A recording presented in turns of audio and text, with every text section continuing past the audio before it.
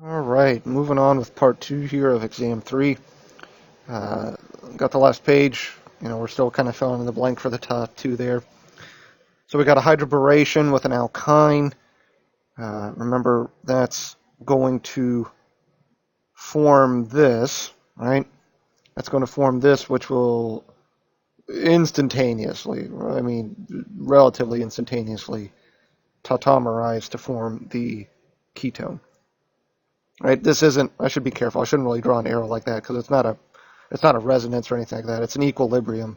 Right? And the equilibrium heavily favors the ketone formation there. Okay.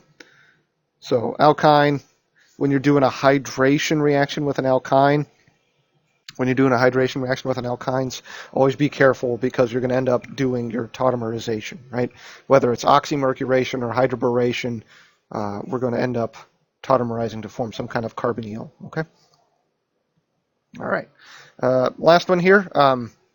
There actually ended up being a couple answers for this. I wanted you guys to think about epoxides and ring openings.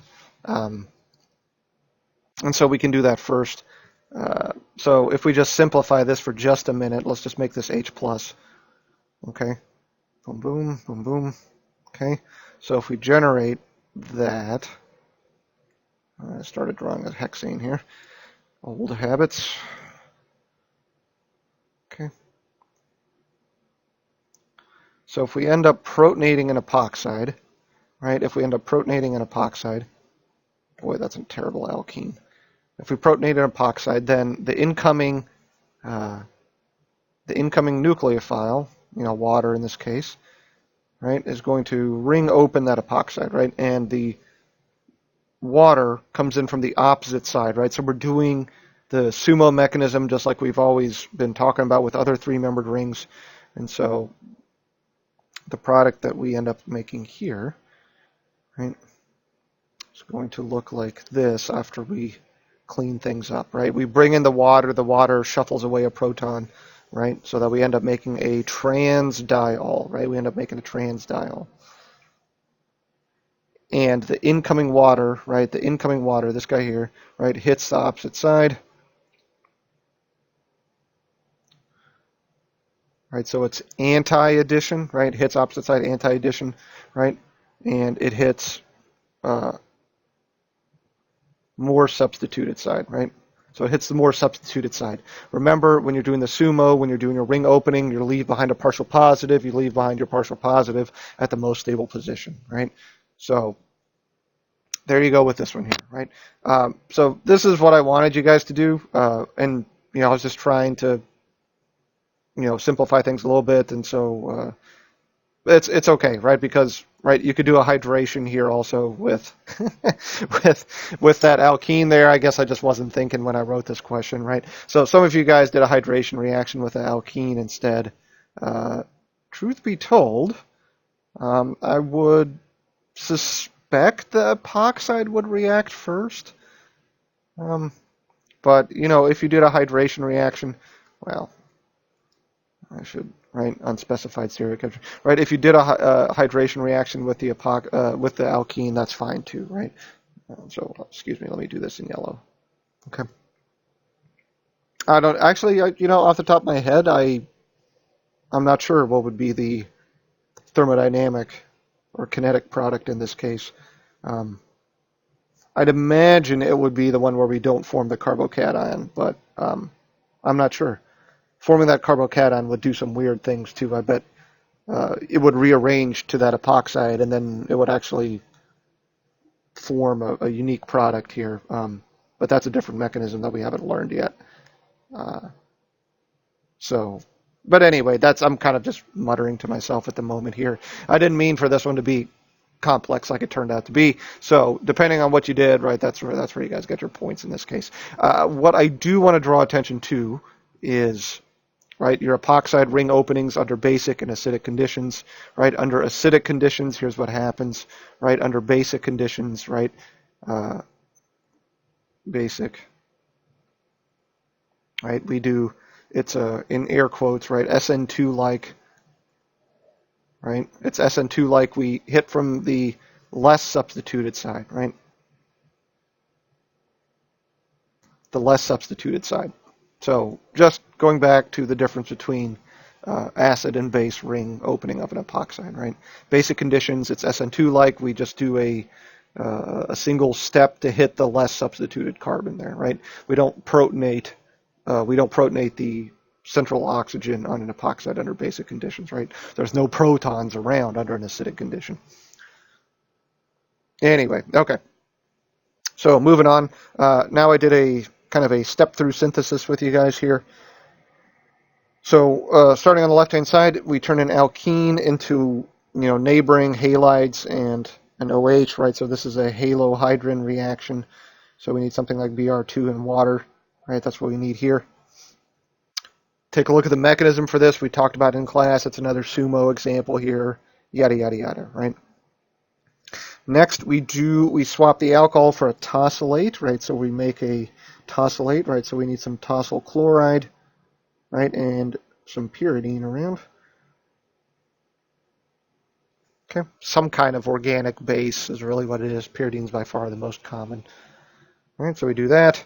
Now, what is a tosylate? It's one of our very good leaving groups, and then in this next reaction here, we see that we take our very good leaving group and we swap it for a bromine.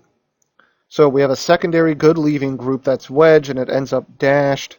Right, I was trying to point you guys towards an SN2 reaction, and for an SN2 reaction, you know that we need a good nucleophile, right? So we need a Br minus, but Br minus doesn't exist on its own, so put a sodium or a potassium or something in there, right? So this is kind of what I was getting you guys to do here. Okay, sodium bromide or some kind of bromine source. Honestly, we wouldn't use sodium in this case, but anyway, that's a different discussion. But anyway, there it is, right? So I was just saying, right? Pay attention. We see an inversion of stereochemistry. That's an indication that we're doing an SN2. Okay. Awesome. So there's that. All right, the question everyone was waiting for. So for the following set of molecules, indicate the order of increasing reaction rate, right? So from slowest to fastest. So for the sake of this video, we'll just say, 1 is fastest and 4 is slowest, okay? So whatever, it doesn't matter what you use, right? You could use A, B, C, D, E, right? Blah, blah, blah, 1, 2, 3, 4, whatever, right? Anyway, 1 is fastest, 4 is slowest. Okay, so increasing reaction rate. So first question, we're doing SN1 solvolysis with ethanol. Now, it doesn't matter that it's ethanol, right? There it is, that's ethanol. We're doing an SN1 reaction, right? So we're talking about increasing reaction rate. We need to understand what reaction rate means, okay? Well, reaction rate is the rate of the reaction. Now, what determines the reaction rate? There we have to look at the rate determining step, right? And we talked about this a lot, right? We have to know what the rate determining step is, right? And the rate determining step is formation of the carbocation, right? Formation of the carbocation. And there's the dominating factor with formation of a carbocation is how stable a carbocation can get made, okay? So in all of these cases, right, the leaving group, that was awful looking, the leaving group is going to leave, right? The leaving group is going to leave.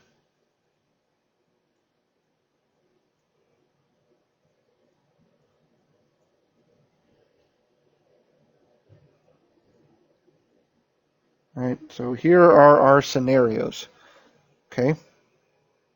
Now there should immediately be a separation between two groups, right? We see this group over here, and we see this group over here. Now all of these carbons, right, all of these carbons, boom, boom, boom, boom, they're all secondary, okay? So we can't make any indication, based off of primary versus secondary versus tertiary, which one's going to be the fastest reaction, because they're all secondary, okay? So nothing going to help us out there. But why is the set in green going to be faster than the set in black? Well, you got to look next door, right? You got to look next door. And what can we do? In both of these cases, right, we can draw a resonance structure, which is going to really stabilize that carbocation, right? We can draw the resonance structure in both cases, right? Boom, boom. Plus, right? And just for emphasis sake, right, there was blue, right? We can draw equivalent resonance structures, right? These are equivalent resonance structures. That's an extremely stabilizing effect. That's going to be the dominating factor.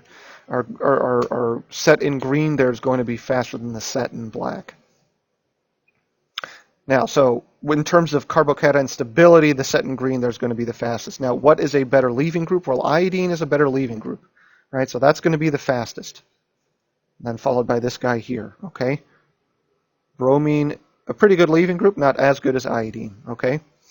So did you guys catch those two things that I was looking at here, right? One, look at the carbocation. The easiest carbocation to form is probably going to dominate the reaction rate, right? You know, there might be some subtle things here and there, but I wasn't trying to be subtle in this question, right? And then with the set in black here, right, now it's just iodine versus bromine, right? So iodine's going to be faster than bromine is, okay? So with an SN1 reaction, take a look at carbocation. How stable is the formed carbocation? How good is the leaving group, right? Those are the things that are going to dominate. Take a look at the reaction profile diagrams, right? Take a look at the factors that we talked about with determining the rate of a reaction for an SN1.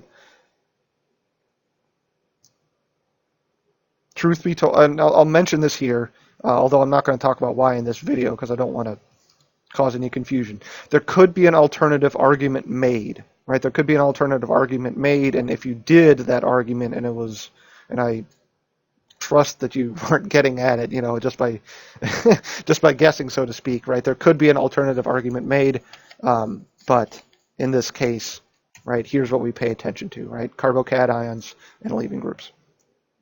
Alrighty. Now everybody did really well with this one here, which is good, right? Because we're talking about SN2, and I think I jumped up and down enough in class to kind of get this point across. So SN2, right? So when we are dealing with an SN2, it's our good old buddy Sterics to pay attention to, right? That is one thing to pay attention to, and that was this question here, right? We got that, and that, okay? So the red versus the purple carbons. Hopefully you guys can tell, right? This is a tertiary carbon, right? This is secondary, secondary, secondary. Now immediately, if I'm asking to look at an SN2 and you got a tertiary carbon, there's no question. That's going to be the slowest, okay? You're really not going to do an SN2 reaction on a tertiary carbon. That's it. So that's got to be the slowest, okay? Then the rest of the game is looking at sterics. If we follow all the way on the right-hand side, we look right next door, right? There's a bunch of methyl groups. That has the most steric bulks closest to the leaving group, right? So we got the most junk next to the leaving group here, so we know that's going to be the next slowest, okay? Here, let's use yellow. Right here, we got those methyl groups on the opposite side of the ring, and that will slow down our reaction, right? It will slow down the reaction, but it's farther away, right? That's going to be the second fastest, and then this guy over here, black seems fine, okay? Right, that's going to be number 1. Got it? No sterics, essentially, at number 1, right? No sterics, some, but it's on the opposite side. It's far away from the site of the reaction. This is next door, right? And then a tertiary, just not going to happen, okay? Cool. So that, everyone seemed to do pretty well on this, okay? Take a look at sterics. That's all it was. Now we look at the other side of an SN2, right? So now we take a look at sterics, which is usually the dominating factor, but then we have to take a look at the N, right? How good of a nucleophile do we have, right? That's the other side of an SN2 reaction. Sterics important. How good of a nucleophile do we have? That's what this part was asking you. How good of a nucleophile? So what makes a good nucleophile, right? There's basically 2 parts. 1, we have a negative charge. 2, it's squishy, right? And I'll add a third one here, right? Really 0.3, right? Really this one could be lumped into number 2 there, right? But for argument's sake, let's say there's 3 parts. We look for a negative charge, That usually makes an extremely good nucleophile, but we want to have a squishy negative charge. So it's either delocalized through resonance, or we have a large atom, right, that can delocalize or polarize a negative charge, right? That's kind of, squishy isn't a scientific term, right? Polarizability is what we're talking about. Okay, so just like with the previous example, right? Negative charge is probably going to be the dominating factor, which leaves these two here, right, versus these two here, okay? So in the black box, right, we have a negative charge on both of those, but we have an oxygen versus a sulfur. Which one is a better nucleophile? Well, that is going to be the sulfur, right? This is going to be the fastest one. Why? It's got a negative charge, and it's a squishy large atom. That is what we want in a nucleophile, right? This is going to do an SN2 reaction pretty fast. I should back up here for just a second, excuse me. Like I said, this is what you get when I have to improvise a video. Okay, all of these leaving groups are secondary. Okay, so I just want to make that clear, right? All of these are secondary, so that's not a selection criteria, right? I'm taking sterics out of the argument. Okay, so I'm taking sterics out of any argument here. So it's all based on the nucleophile. So number one is going to be the best nucleophile. That's sulfur with a negative charge. Those are extremely good nucleophiles, weak bases, right? Now, number two is going to be the oxygen with a negative charge. And I know some of you guys are like, hey, wait a minute. That's a really good base, right? It's a strong base. And you're right, it is. But strong bases can make good nucleophiles also. Remember, at a secondary carbon, which is what we have here, okay, there's a competition, and it's a pretty hefty competition between SN2 and E2. Truth be told, right, this is probably going to favor E2. But I wasn't asking you what's going to be the best elimination reaction, right? I said for an SN2 reaction, what are we going to do? Right? This would probably favor elimination, but I'm not asking about that. Okay, I'm asking about substitution. Okay, there is a slight preference for elimination at secondary. Okay, there is a slight preference for elimination, but that means that, you know, let's say that 60% of the time it eliminates, then 40% of the time it's going to substitute. 40% of the time substitution is not too bad either. Okay, I don't know if those are the numbers, right? I'm just throwing something out there. Okay, there is a slight preference for elimination. There is not a huge dominant preference. So O with a negative charge, still a good nucleophile. Okay, still a good nucleophile. We go up to the top then. We got sulfur, we got SH, right? We've got a thiol versus an alcohol. Here it just comes down to size. Okay, this is going to be, sulfur's a better nucleophile than oxygen's going to be because of size. Size, you can make a bond from further away. Okay, you can make a bond from further away. It's easier to start formation of a bond, so it's easier just to go through the mechanism. All right, so that's what we were looking at with this here, okay? The first one, carbocation stability and leaving group strength. The second one, sterics. Third one, nucleophile strength, okay? This is honestly, this is probably the most important page on this exam, right? Just talking yourself through this, walking yourself through this, understanding this. This is so vital, okay? I cannot overstate how important this is. Not understanding this. Well, let me hang on here. Let me make this very emphatic. It's important to understand the concepts of this.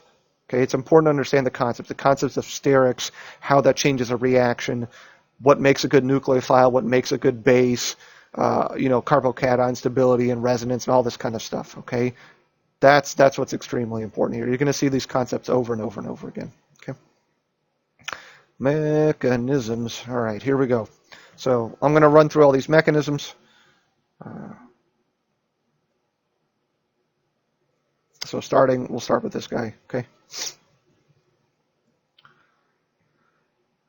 You make a bond, you break a bond.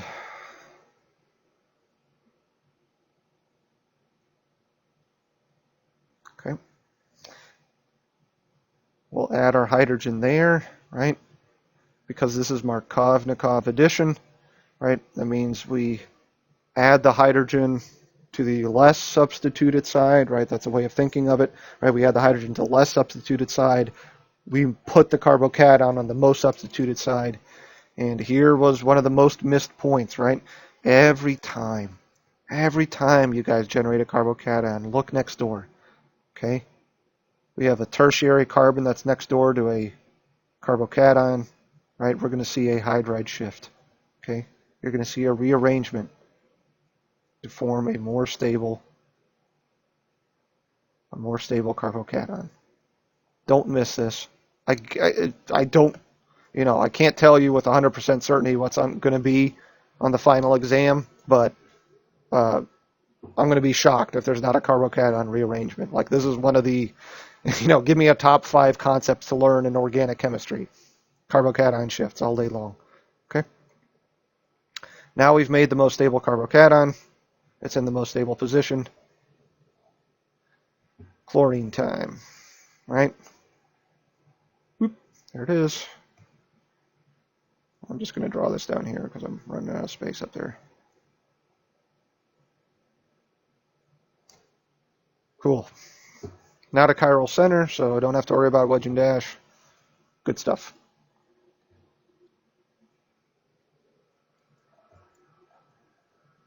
All right, so there it is. I'm going to do this one here next, right? And you'll see why I'm doing that one next, not just necessarily because it's right next door to it, right?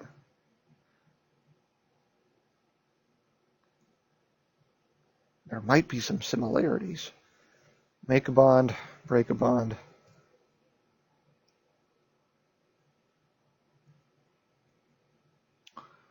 Let's add our hydrogen here, right? We have a carbocation, we pause, we look next door, right? Hey, you drew your arrow differently. Doesn't matter, right? From the bond to the hydrogen to the carbocation, do not draw an arrow from a positive, okay? You can't move nothing.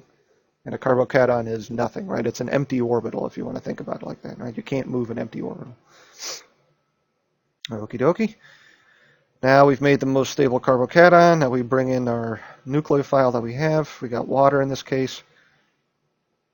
Right? Not the best nucleophile, but hey, that's what we got.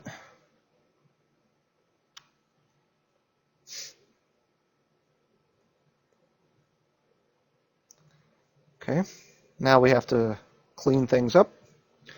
Some more water is going to come around to help out its buddy.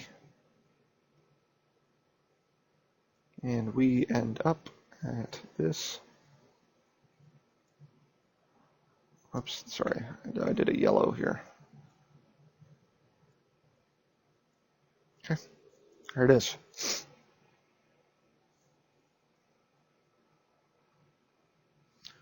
And box this one out in blue.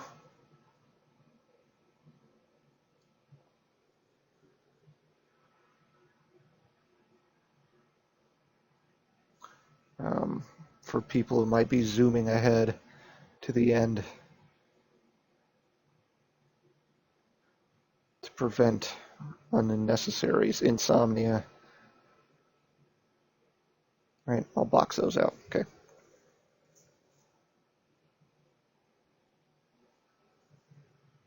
Alrighty. Classic addition reactions. You have an alkene. You've got strong acids in both cases. One's a hydration, one's a hydrohalogenation. Carbocation formation, shifts, Markovnikov addition. Right? These are all bullet points that you should have in your flashcards, right? Alkene, addition, carbocation formation, Markovnikov. There you go. Okay. We'll box this one out in purple when we're done. All right. Whoops, I already forgot what we started with. Oh, okay, there it is. Okay, so halohydrin formation. All right, this is the one that starts kind of weird.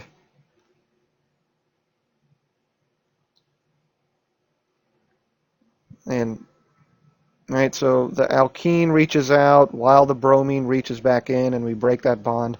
I can't, off the top of my head, I can't explicitly remember if I mentioned this in class, but the arrows here look kind of weird. There's a reason for that. I guess to keep it very short and sweet, this is the best representation of what's going on with our buddy bromine there. But actually, there's some. This is a pretty unique reaction. I'm not saying the arrows are wrong. I don't want to give you that impression. There's some other stuff happening behind the scenes too. So the arrows do look a little bit strange here. Okay, but that's all right. We make a three-membered ring, a bromonium intermediate, right? Our bromonium intermediate. And remember, with our bromonium intermediate, right, that three-membered ring is going to be pulling to one side versus the other, leaving behind a partial positive charge on either the purple or the green carbon. We're going to leave behind the partial positive charge on the most stable carbon, which happens to be the purple. That means our incoming water, let's do it in red. That means the incoming water or the incoming nucleophile, whatever it is, it's going to hit the most substituted side and pop open, right? Anti-addition, right? Coming in from the opposite side. Remember, any of those three-membered ring openings, right? With the intermediate there, right? With the intermediate is going to come in from the opposite side. So we have this, okay, and this here. Oh my goodness, I left off. Let me fix this before I get in too much trouble. There it is. Forgot a hydrogen. Okay. All right, and then it's very similar to in the last mechanism. Okay. Got to clean things up. And we make our product at the end.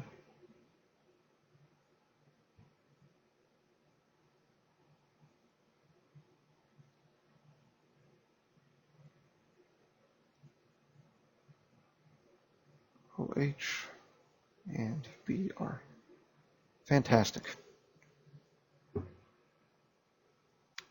So, right, remember this is purely Dr. H's concoction there, the sumo mechanism.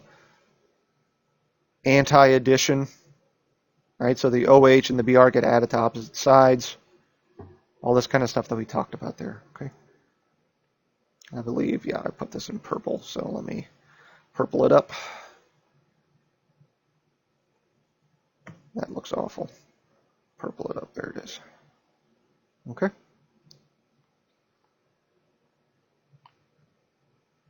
There it is. Okay, so there's our mechanisms. Good things to know, good things to pay attention to. And that's the end, isn't it? Yes, it is. All right, so that's the end of the videos. Hopefully this will help you guys out in some way for the exam.